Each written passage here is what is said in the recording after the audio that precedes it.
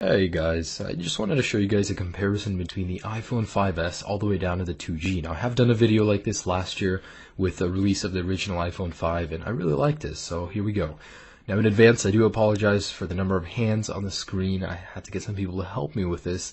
But here is the original shutdown test on all devices. I'm going to let go at the exact same time.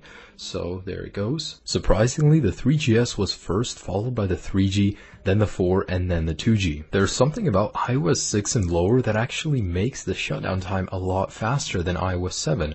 Although all devices on iOS 7 shut down at the exact same time, which makes me think, what do they change? And in a second here, they should all be turning off at the exact same time. Now, while performing the boot up test, I just want to let you guys know it's important to notice that from the 5S and to the 2G, there's a massive difference in processing power and RAM, obviously.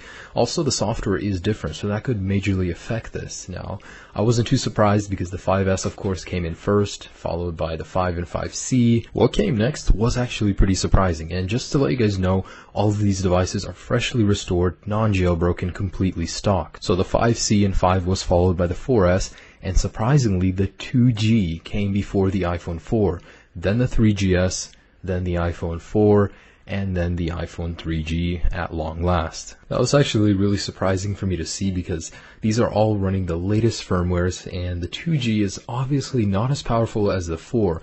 It's just the booting sequence and the way it works probably was changed in iOS 7, so that could be at fault. Now for the last couple of tests, I'm going to load reddit.com and apple.com, and the 5S is almost instantaneous. Thanks to the extra processing power and the new Wi-Fi capabilities, it's an amazing web browsing device, and it goes downhill from there to the 5C and so on. Just to confirm, all applications have been closed in the multitasking bar where applicable, and we're just going to go ahead and load reddit.com. And here we go. So this is reddit.com, launched on all devices at the same time. The 5S is king in this test as well as all others. Then comes the 5, then the 5C, then the 4S, and then the 4, and so on. So what did I learn doing these tests?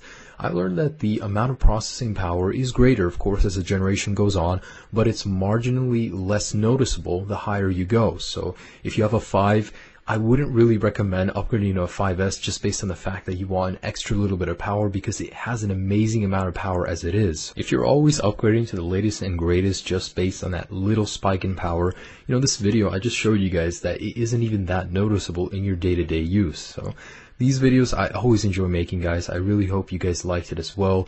Have a great day, guys. Peace.